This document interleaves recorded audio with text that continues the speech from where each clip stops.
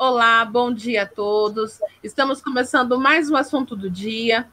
Vamos contar com a presença da doutora Rosana Ribeiro Silva, advogada, especialista no mundo da adoção, e também com a Sinara Cordeiro, psicanalista.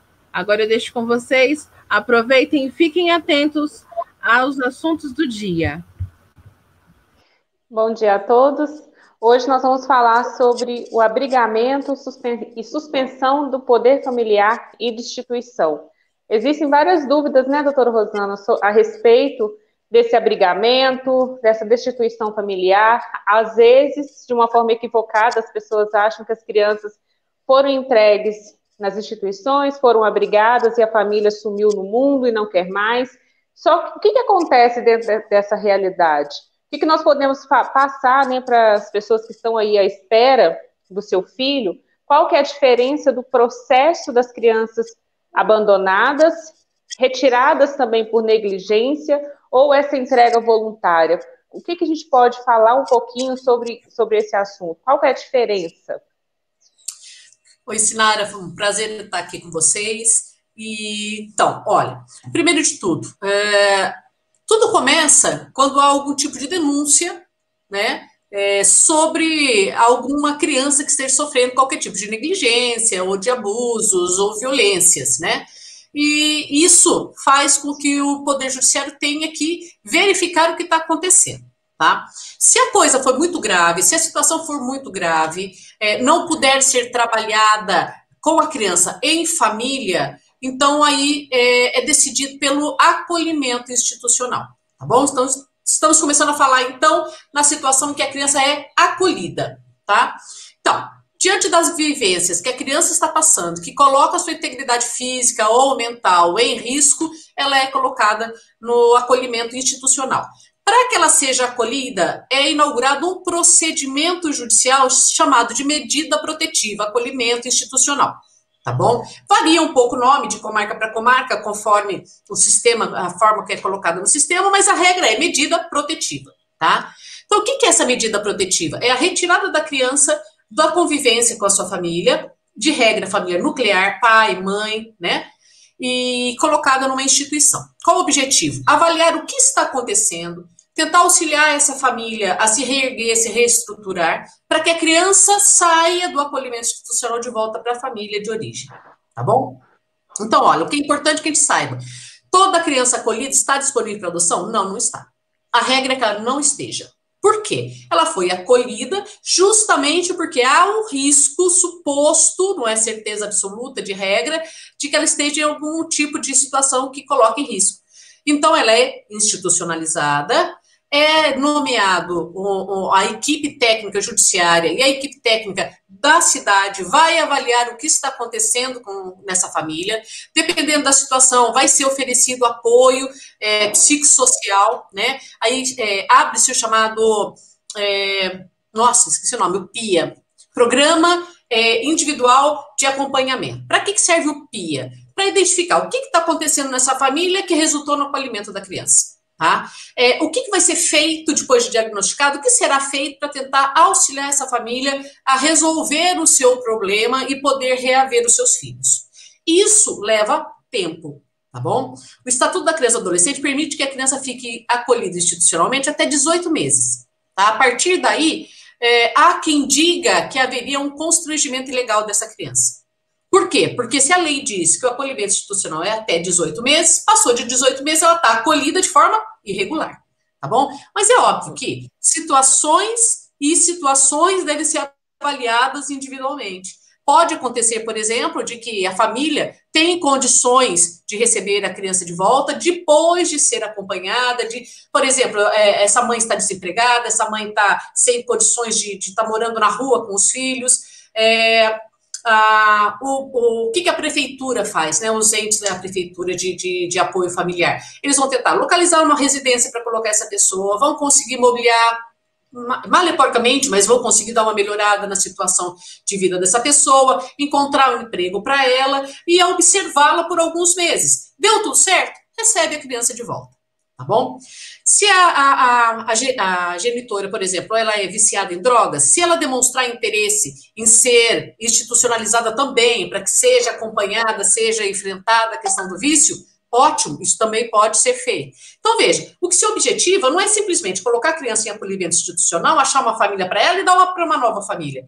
O objetivo do acolhimento é, vamos avaliar essa família, vamos identificar o que está errado, o que está acontecendo com essa família, e diante do que estiver acontecendo com a família, vamos ver se a gente consegue enfrentar, melhorar essa situação e reinserir a criança na família. A gente chama isso de reinserção familiar.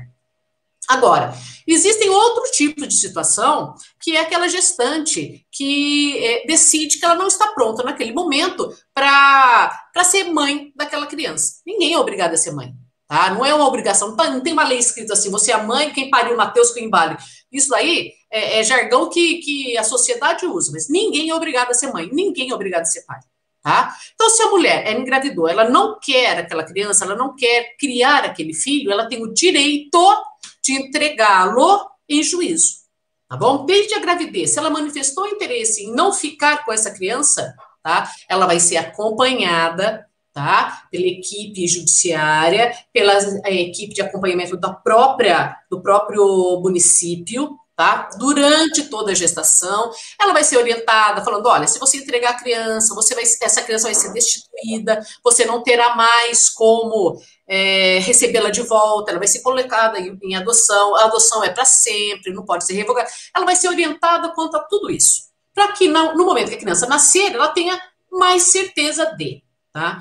Agora, a regra seria, o que se fazia antes da pandemia, é que se a criança era entregue voluntariamente, entrega voluntária, por isso que chama entrega voluntária, pela genitora, o que se faria? Se colocaria essa criança no acolhimento institucional, se aguardaria um mês, 40, 45 dias, para ter certeza que essa mãe não volte atrás. Porque ela poderia estar, uma coisa você estar gestando, outra coisa a criança existir concretamente, né, Sinara? É bem diferente. Faz então, diferença. Não dá para você pegar essa criança e falar, chama o primeiro, não dá. Por quê? Porque essa genitora talvez estivesse vivendo uma situação em que a predispusesse a não conseguir ficar com essa criança. Então, a gente tem que tomar cuidado. Agora, nós estamos falando de uma época em que vivemos uma pandemia. A colocação de uma criança em entrega voluntária num acolhimento institucional, por vezes, pode colocá-la em risco. Então, alguns juízes estão fazendo o quê? Colocando a criança sob a guarda, uma guarda precária, bem provisória, não é provisória para fins de adoção, ela é bem provisória mesmo, até que se tenha certeza de que, ouvida essa gestante, essa genitora, porque agora a criança já nasceu, já está com o primeiro da fila, né? Vai ser marcada uma audiência, vai estar o promotor de justiça, vai estar o juiz, vai estar a equipe técnica, o juiz vai explicar, o promotor vai explicar, ela vai declarar se ela insiste depois desses 30, 40 dias, se ela realmente ela tem certeza do que ela está querendo, e se ela confirmar em audiência, tá? Então aí ela desistiu do poder familiar. Veja, o juiz não está destituindo o poder familiar da mãe, tá? Ele está ouvindo a mãe, ela própria, dizer que não quer o poder familiar. Então, ele é extinto naquela audiência.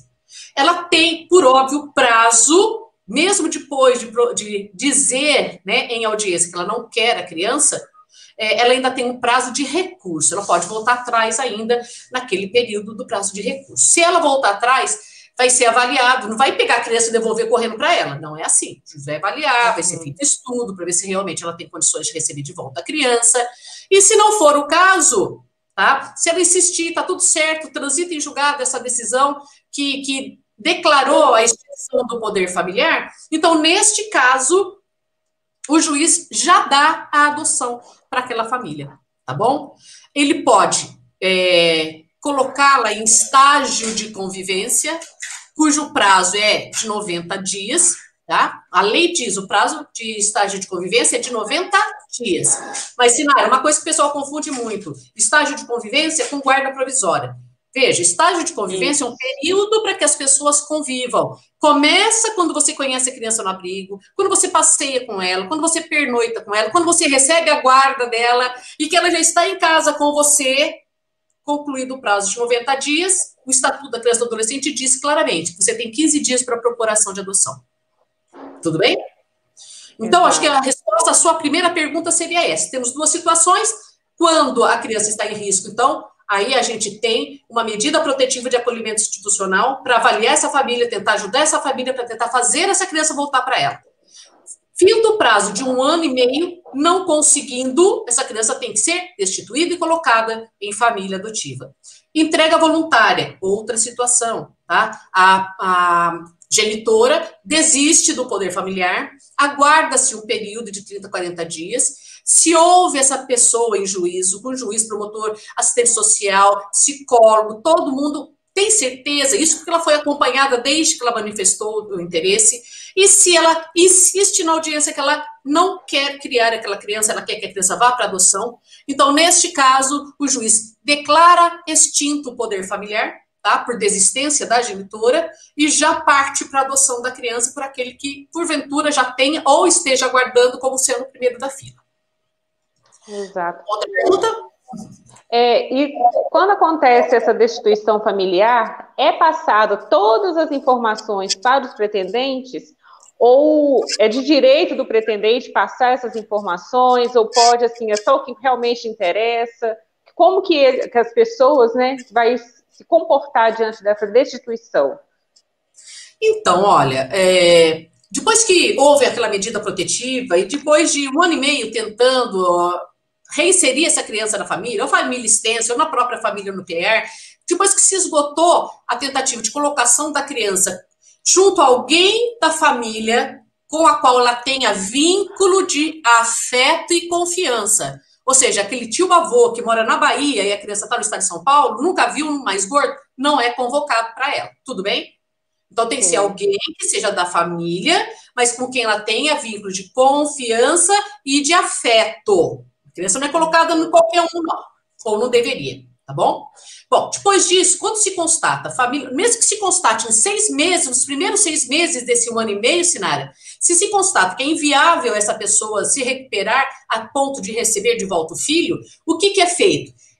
O promotor de justiça dá início ao chamado processo de destituição do poder familiar.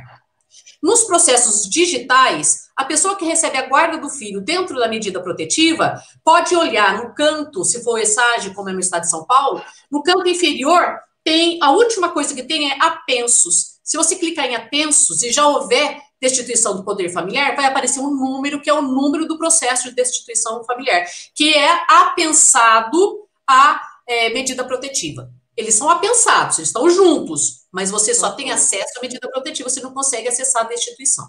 Aí a grande questão é, eu posso ter acesso à destituição? Depende do juiz. A gente entra naquilo que a gente sempre fala, que deixa os habilitados, os habilitandos, os adotantes doidos. Depende do... Por quê? Porque diz que a destituição do poder familiar corre em segredo de justiça.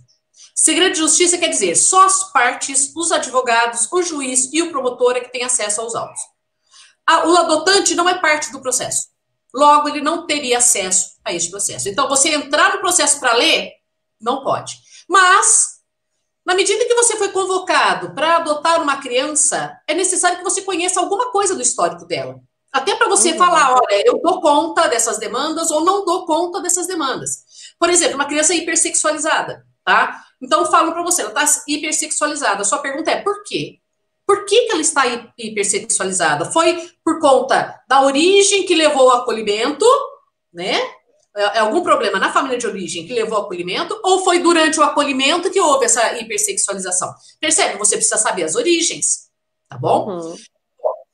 O que você deve fazer? Você deve pedir, porque o contato que você vai receber para ir conhecer uma criança vai ser pela equipe técnica, tá? A regra é que a equipe técnica é que nos contate.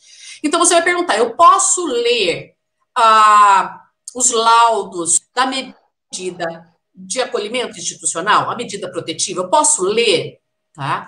Por quê? Porque se a sua guarda provisória foi concedida na medida protetiva, em tese, você está dentro dela. E se você está dentro dela, deveria ter acesso ao processo. E lá é onde tudo começou. E é de lá que saem os subsídios para o processo de destituição. Então, não peça para ler a destituição, porque a destituição tem menos material do que a medida protetiva. É a medida protetiva que dá origem à destituição. Então, o que eu sugiro para a gente, vamos dizer assim, comendo pelas bordas, tá? Para não ouvir um não quando a gente pede para ouvir, ler a destituição. Diga que você quer ler a medida protetiva onde foi concedida a sua guarda. Peça, se for digital, peça a senha. Percebe? Você vai receber senha do processo, mas você não vai estar nomeado no processo. Você tendo um número de 20 dígitos, são 20 numerinhos, mais uma senha, você consegue acessar, acompanhar e você vai ler os estudos que foram feitos. Desde o primeiro estudo que foi feito e levou ao acolhimento e até aquele que fundamentou o MP para propor ação de destituição. Isso basta para você ter uma ideia do quadro, do histórico do seu filho. Então, é uma forma de você evitar o não de cara, tá? Porque quando a gente pede para ler a destituição, muitos juízes dizem, não, é segredo de justiça. Tá bom? Exato. Então, a saída qual é? Peça senha, se for digital o processo, peça a senha da medida protetiva. Se perguntarem para quê, você fala assim, não, é para quando eu tiver que renovar a guarda, eu já sei o número do processo, fica mais fácil para eu pedir. Percebe? Pelo menos você aí, né? É uma forma também de aprender a comunicar, né? Porque às vezes eu tenho direito, às vezes já chega lá falando, não, mas é meu direito, não, peraí, não vai ler. Aí já sai, o habilitado chega de lá assim, frustrado, ninguém leu, não. Pronto. Exatamente, então é uma forma de saber conversar e conduzir para você ter um acesso ali à parte que lhe cabe, né? Exatamente. E existe assim, a possibilidade de uma criança não destituída, ser colocada, né? Acho que você até começou já respondendo, para adoção. Aí, Sim. Às vezes, os pais ficam assim, meio preocupados, né? E se tirar, e fica um tempo. Será que demora? É um processo longo? 1 ano, a criança já está com a família adotiva e depois é retirada? E como que funciona? Chega assim, isso é tenso, né? Sim. Olha, o que o Estatuto da Criança e do Adolescente diz? Eu não vou lembrar agora o artigo de cabeça, tá bom? Mas o artigo diz, a criança destituída ou com o poder familiar suspenso pode ser colocado em família. Entendeu? Por que está suspenso o poder familiar? Tá? Está suspenso porque houve a propositura da ação de destituição do poder familiar. De regra, o que acontece? Quando se constata na medida protetiva a inviabilidade de reinserção familiar, o MP já pede a suspensão do poder familiar na medida para propor ação de destituição com o poder familiar já suspenso. Tá bom? Então, olha, o que acontece nesses casos? O que a lei diz é o seguinte, passado 1 ano e meio, e você tendo certeza de que não dá mais para voltar para a família de origem, é porque você já falou com a família, você já fez estudo com a família, você já tentou ajudar a família, você já fez tudo com a família, concorda? Sim. Não é isso? Teve 1 ano e meio para fazer isso? Exatamente. Quando se constatou, então, veio o estudo psicossocial dizendo, não tem jeito, não tem como voltar, opinamos pela adoção, opinamos pela destituição, o promotor de justiça tem que propor a ação de destituição do poder familiar, que deve tramitar e acabar em 120 dias. A destituição tem que acabar em 4 meses. Entendeu? Por quê? Porque se a gente usou bem aquele 1 ano e meio, na hora que ele termina esse 1 ano e meio, 120 dias bastam. Por quê? Porque você sabe onde está a genitora, você sabe onde está o genitor, você sabe onde está a avó, você sabe onde está tudo. Você já fez audiência concentrada, você já fez tudo com aquela família. Percebe? Então, não tem por que a destituição demorar. Mas, infelizmente, não é assim que se faz de regra. Né? De regra, se propõe ação de destituição do poder familiar, às vezes sem saber onde é que foi parar esse genitor, onde foi parar essa genitora. Então, isso acaba fazendo com que a destituição se alongue muito além dos 120 dias. Às vezes pode levar 1, 2, 3, 4, 5 anos. Agora me diga, a criança que está com 3 anos no abrigo, tá? Ela foi acolhida com 3 anos. Como eu tenho 1 ano e meio, ela vai estar com 4 quando terminar toda essa tramitação. Se eu for esperar mais 5 anos, ela vai estar com 9 anos. Quantos aceitam crianças de 9 anos? Fácil. Quantas aceitam com 3 para 4 anos? Percebe o que o Estatuto quer que aconteça? Quer que seja rápido. Para quê? Para que a criança tenha o maior índice de adotabilidade possível na hora em que ela é disponibilizada para adoção. Mas não é assim que a coisa funciona. Infelizmente, a gente tem poucas equipes técnicas. Quando tem equipe técnica, tá? A gente vive vendo casos assim, olha, não tem o que fazer com a criança, porque não tem juiz, não tem promotor na comarca, então a gente não sabe o que faz. O conselho tutelar não sabe o que fazer, a polícia também está fazendo, às vezes, conselho tutelar. Então, a gente tem que entender que certas situações, a destituição vai levar anos. Mas isso não faz com que o seu filho não deva ser adotado. Ele tem que ser colocado em família. Por quê? Porque a Constituição Federal diz o seguinte, toda criança deve ser criada em família.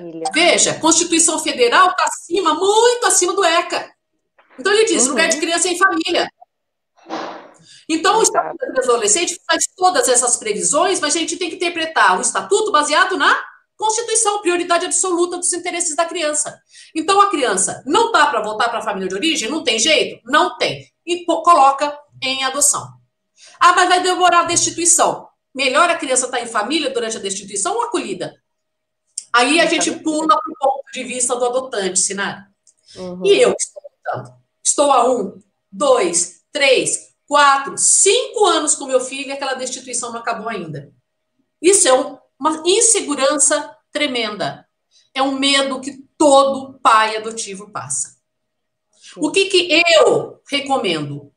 Eu recomendo o seguinte, terminou o estágio de 90 dias, o estágio de convivência de 90 dias, você tem certeza que é isso que você quer? Eles são seus filhos e quer que seja para sempre? Propõe ação de adoção. Ah, mas não acabou a destituição, se acabar a destituição não pode propor ação. Vem cá, uma coisa é uma coisa, outra coisa é outra coisa, gente. Eu não posso confundir destituição do poder familiar com adoção. São ações diferentes. As partes são diferentes. Não tem quem são as partes? Lá é o promotor de justiça versus genitores. Aqui sou eu e mais ninguém. Eu só quero que reconheça juridicamente o que eu já sei, que eu sou mãe dele. Percebe? O que eu estou pedindo lá? Lá eu estou pedindo a destituição. O que eu estou pedindo? O que o MP lá pede? Destituição. O que eu peço na minha ação de adoção? O reconhecimento jurídico da paternidade socioafetiva que eu já tenho. Então, são duas ações diferentes. Não há por que esperar uma acabar para a outra começar. Só que o juiz só vai poder julgar a adoção depois de fim da destituição. Por quê? Porque o objeto das duas ações é o poder familiar. Se o poder familiar ainda estiver com a família de origem, não pode ser dado ao adotante. Você pediu e o juiz fala, tudo bem, vamos fazer estudos, vamos juntar documentos, vamos fazer tudo que tem que fazer aqui na adoção. E a cada 90 dias, o juiz da adoção pede a certidão de objeto e pé, que é uma certidão que conta tudo o que está acontecendo na ação de destituição, sem detalhes, não tem petição, não tem nada. Ó, no dia tal aconteceu isso, no dia tal aconteceu isso, e ele fica na adoção acompanhando a cada 90 dias. O dia que chegar a certidão de objeto e pé dizendo transitou em julgado, ele manda fazer os últimos estudos psicossociais para confirmação de que é o melhor interesse da criança aquela adoção e ele já sentencia a adoção. Tá bom? Exato. Esse é o procedimento. E só para finalizar, que é o que nós falamos muito aqui nos grupos, que é necessário, dentro de tudo isso, a ação do advogado que tem, assim, um conhecimento sobre a adoção, sobre tudo o que a gente está falando aqui, porque às vezes eu ainda vejo os comentários, mas fulano de tal falou que não precisa de advogado. Aí lá na frente tem uma surpresa, e a pessoa não pode fazer nada. Então, é extremamente necessário. Fundamental. Outra coisa, Sinara, veja, eu sempre falo, quando eu vou parir, eu quero um obstetra. Eu sei parir, vem cá, eu sou um ser humano, eu não sou uma educadora, tá? Não preciso ninguém lá para te agora. Eu sou capaz de parir porque eu sou uma mulher humana, ponto. Mas eu quero um obstetra do meu lado. Vai que acontece algum problema. A gente tem que pensar assim na adoção. Exato. Mas nem precisou de advogado. Mas vai que tivesse um problema, né? Vai que um promotor de justiça ou um juiz maluco de algum tribunal vira e fala assim, devolve. Se você tiver com ação, presta atenção, gente, se você tiver com ação de adoção em curso e você tivesse recebido a guarda provisória para fim de adoção nesta ação de adoção, dificilmente o juiz daqui vai caçar e mandar devolver. Olha a segurança que te dá. E se Exatamente. a destituição começar a atrapalhar, começar a dar algum problema na destituição, você está 4, 5, 6 anos com o seu filho em casa, você pede para o seu advogado cumular a ação de adoção com a ação de destituição do poder familiar. Não porque os pais foram irresponsáveis, abandonaram, bateram, estupraram, mas porque você tem vínculo afetivo com a criança. O fundamento do pedido da destituição é: eu sou a mãe dele, não eles que ficaram lá para trás. Então, olha, exatamente. Se você... assim, eu estou falando aqui, eu estou falando rapidinho, tá? Vocês têm 5 anos de faculdade e 10 anos de experiência na área de adoção para compreender tudo que eu estou querendo dizer. Mas uma coisa eu digo para vocês: quem sabe isso é o advogado. Quem te salva na hora do aperto é o advogado. Se há como salvar o seu parto afetivo, é o obstetra jurídico, que a gente brinca, né? É o advogado que vai ser o seu obstetra. Ele que vai garantir o forceps necessário para o seu filho ficar com você. Exatamente. Então, não é dinheiro mal gasto. Eu sempre falo: economiza, guarda aí o dinheiro para pagar advogado. Precisou? O dinheiro está na mão. Não precisou? Você reforma a casa. Entendeu? Nossa, mas não sei, pelo menos um pouco você vai conseguir reformar com o dinheiro do advogado. Tá? Exatamente. Mas com filho não se brinca, Sinária. Com filho não se brinca. Não sei, depende do profissional, depende do seu estado, depende da sua cidade, depende. E ninguém vai querer que você pague na mão, paga dinheiro aqui. Não, advogado, parcela também, tá bom? Exato. Eu acho interessante, né, de chamar o profissional adequado, porque no meu terceiro filho, graças a Deus, a gente estava com plano de saúde, e assim, toda a gestação não tinha nada. Só que na última ultrassom que eu fiz, para ver como que estava o cordão umbilical e tal, que é parto normal, parto natural, só que na hora do parto, já estava anestesiada, já estava assim, toda com a equipe médica, e eu fazia força e o menino não saía. A médica falou assim: eu acho que ele está com colar cervical envolto. Aí foi todo aquele aparato ali, aquele já daquela tensão, mas assim, graças a Deus, a equipe totalmente ali pronta para isso, tanto que veio um médico, uma enfermeira apertando a minha barriga, e a hora que chegou, ele realmente estava com 2 voltas no pescoço. Então, assim, até os 9 meses de gestação, tudo bem, eu estava sendo acompanhada. De repente, o menino cismou de enrolar o pescoço, pegar o cordão, e aí? Tá vendo? Era assim. Se tivesse fazendo um parto em casa, como muito adotante quer fazer, um parto caseiro. Então, ó, eu fico assim, esses dias eu estava conversando com uma psicóloga e uma assistente social, falando: não, olha, o artigo, não lembro qual artigo agora, diz lá que pode ser feito em cartório, ou seja, não precisa de advogado. Eu falei: não estou falando que para parir eu preciso de obstetra. Eu estou dizendo que é melhor ter um obstetra do seu lado na hora de parir. Mesmo que o Estatuto da Criança e da Adolescência diga, num dos artigos, que a criança destituída com o poder familiar suspenso, ou que os pais concordem com a adoção, que não precisa de advogado, pode ser feito em cartório, você sabe o que pedir?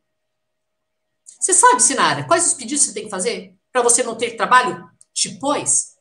Né? Você está entendendo? Então, vem cá, eu estou economizando de um lado para ter problema do outro, tá? Exatamente. E outra coisa, em pandemia, se você não aguarda, porque falam para você lá: não, fica aguardando que a hora que acabar a destituição eu já dou a adoção aqui mesmo. E você fica lá aguardando. E se você contrai essa porcaria dessa Covid, morre. O seu filho volta para o abrigo, porque você não é mãe dele. Ah, mas ele ficou 5 anos comigo. Não tem problema. Tá no papel? Tem a certidão de nascimento no seu nome? Ah, não tem porque você não propôs ação de adoção? Então ele vai para o abrigo. Entendeu, Sinara? Então, se eu proponho ação de adoção e morro durante o processo, ele é meu herdeiro, ele é meu filho, juridicamente falando. Então, eu não posso correr risco com filhos. E quem vai te orientar isso é advogado. Por isso que vocês estão fazendo esses vídeos. Para que, minimamente, vocês tenham ideia do que esperar e dos problemas que podem vir pela frente. A gente torce para que não aconteça problema nenhum, para que o seu parto seja um parto naturalíssimo, sem apoio de ninguém. Nem doula você vai precisar. Tá bom? Exato. Para bater no traseiro, tem que ter um advogado. E olha, advogado que entenda de adoção. Ninguém vai pegar um ortopedista para fazer parto. Então, você não vai pegar um penalista para fazer sua ação de adoção, pelo amor de Deus. Tá bom? Exatamente. Então, muito obrigada pelos esclarecimentos, doutora Rosana. Foi, assim, muito bom e vai servir assim de esclarecer, vai ser um divisor de águas, né, Paloma? Para todo mundo que está atrapalhando. Sim, com certeza. Sem som. Sem som. Muito obrigada, doutora Rosana. Muito obrigada, Sinara. Agradeço a presença de vocês e até o próximo dia. Até. Obrigada, pessoal. Por nada.